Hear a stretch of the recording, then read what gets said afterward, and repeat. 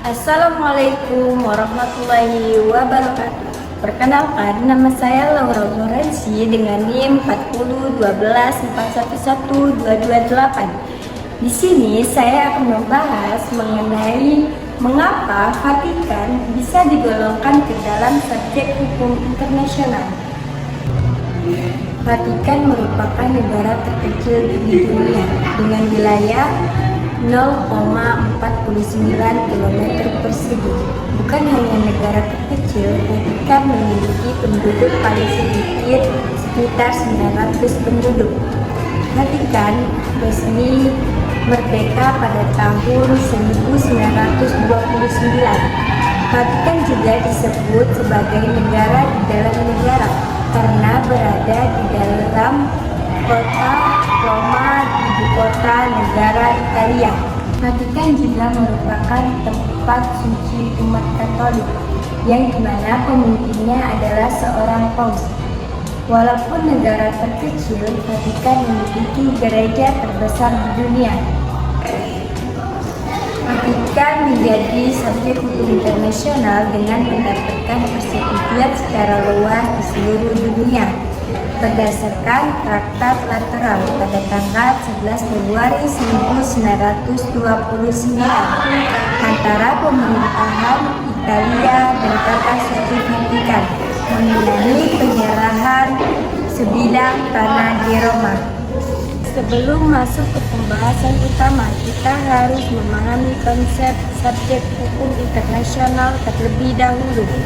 Subjek hukum internasional adalah entitas yang memiliki hak dan kewajiban dalam hukum internasional serta mampu menjalin hubungan hukum dengan negara lain dan organisasi internasional. Perbedaan antara Tata Suci dan Kota Vatikan. Banyak orang mengira bahwa Kota Vatikan dan Tata Suci itu sama, padahal sebenarnya berbeda. Yang pertama, Vatikan adalah negara berdaulat terkecil di dunia yang merupakan wilayah fisik tempat pusat gereja Katolik berada. Yang kedua, Tata Suci adalah lembaga pemerintahan gereja Katolik yang dipimpin oleh Paus dan memiliki pengaruh di dunia internasional. Mana yang diakui sebagai subjek hukum internasional? Jawabannya adalah Tata Suci, bukan Vatikan. Mengapa? Karena Tata Suci memiliki diplomatik dengan banyak negara, berpartisipasi dalam organisasi internasional dan dapat membuat perjanjian internasional. Kota Vatikan hanya wilayah fisik yang berfungsi sebagai pusat administratif. Ada beberapa alasan utama yang menjadikan Tata Suci sebagai subjek hukum internasional. Yang pertama, sejarah panjang dalam diplomasi internasional. Tata Suci memiliki sejarah panjang dalam hubungan internasional jauh sebelum Vatikan terbentuk pada 1929.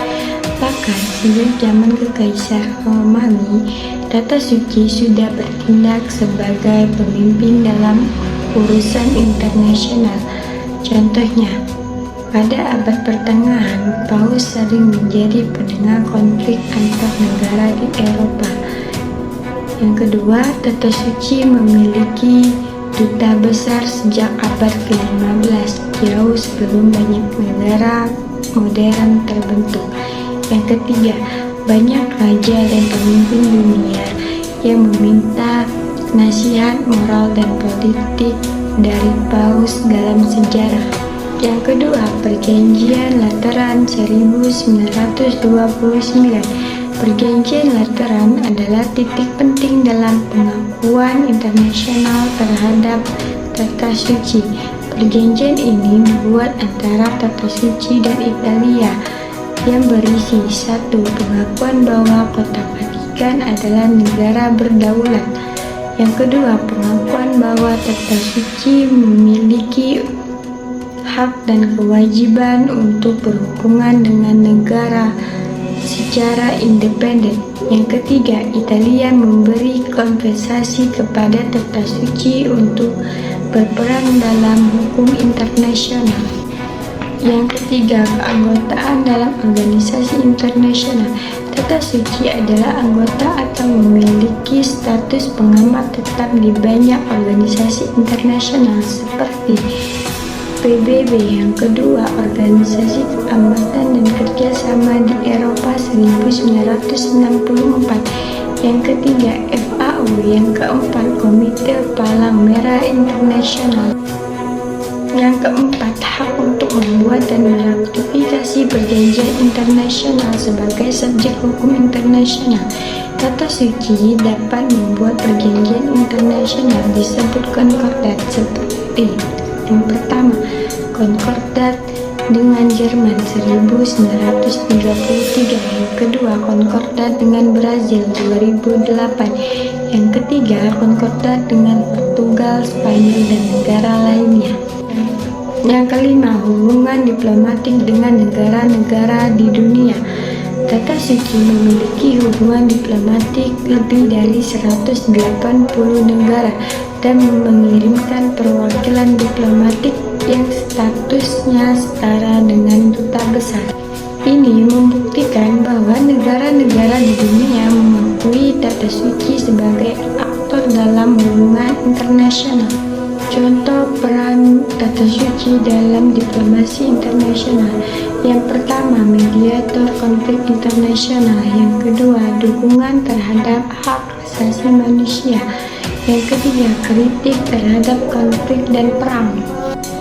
Kesimpulan, Tata Suci diakui sebagai subjek hukum internasional karena sejarah panjangnya, pengakuan oleh komunitas internasional, kemampuannya menjalin hubungan diplomatik dan partisipasi dalam organisasi internasional. Meskipun bukan negara dalam arti konvensional, Tata Suci memiliki hak dan kewajiban dalam hukum internasional yang setara dengan negara berdaulat. Vatikan atau Tata Suci digolongkan sebagai subjek hukum internasional karena memiliki karakteristik yang memenuhi kriteria sebagai entitas yang dapat menjalankan hukum internasional. Yang pertama, kedaulatan dan keberadaan sebagai entitas independen.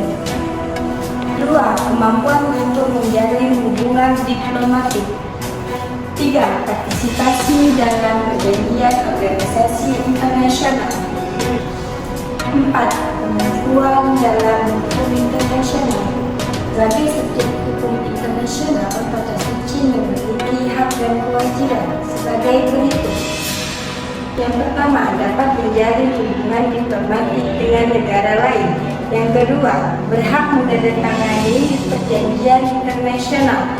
Ketiga, memiliki perwakilan di organisasi internasional seperti PBB. Meskipun bukan anggota penuh PBB, Tata Suci memiliki status pengamatan permanen sejak 1964 yang memungkinkannya satu, berpartisipasi dalam sidang PBB. Yang kedua, mengajukan pandangan moral dan etika dalam isu global seperti perubahan iklim, perdamaian, dan pengungsi. Selain itu, Tata Suci juga terlibat dalam beberapa organisasi internasional. Yang pertama, WHO, yang kedua, FAO, yang ketiga, UNESCO. Peran dalam perdamaian hak asasi manusia. Paus sering menjadi juru bicara dan isu hak asasi manusia dan perdamaian global. Yang kedua, Vatikan mendukung penghapusan senjata nuklir dan mempromosikan dialog antar agama. Yang ketiga, menjadi mediator dalam konflik internasional seperti di Amerika Latin dan Afrika. Kota Vatikan adalah sebuah negara enklave di dalam kota Roma di Italia yang menempati wilayah seluas 0,44 km persegi dan hampir seluruh wilayahnya dikelilingi oleh tembok abad pertengahan yang dipimpin oleh Paus. Ukuran ini sama saja 41 kali lebih kecil dari kota Magelang loh, Geolovers. Jadi bisa dibayangkan ya seberapa sempitnya negara ini. Warga negaraannya juga akan hilang. Walaupun secara resmi Vatikan adalah sebuah negara, namun tidak ada warganya yang lahir di sini. Semua warga negara Vatikan adalah pendatang dari berbagai penjuru dunia. Di wilayah inilah terdapat Basilika Santo Petrus, Istana Apostolik, Kapel Sistina, dan museum dibangun bersama dengan berbagai bangunan lainnya. Negara Kota Vatikan dibentuk melalui Perjanjian Lateran yang ditandatangani pada tahun 1929 antara Wakil Kepala Pemerintah Tata Suci Kardinal Pietro Gasparri dan Perdana Menteri Kerajaan Italia Benito Mussolini. Vatikan diakui sebagai badan politik yang menjamin tata suci sebagai institusi tertinggi dalam Gereja Katolik sedunia sekaligus negara berdaulat. Ketika Perjanjian Lateran tahun 1929 dibuat, batas-batas wilayah Vatikan masih dalam proses penentuan. Namun terdapat barisan bangunan yang memenuhi sebagian dari perbatasan, dan untuk sebagian kecil perbatasan dibangun tembok modern. Seperti lapangan Santo Petrus, dibedakan dari wilayah Italia hanya dengan garis putih di sepanjang batas alun-alun yang menyentuh Piazza Pio XII. Lapangan Santo Petrus dicapai melalui Via della Conciliazione yang membentang dari dekat Tiber ke lapangan Santo Petrus. Di luar wilayah Vatikan, terdapat juga properti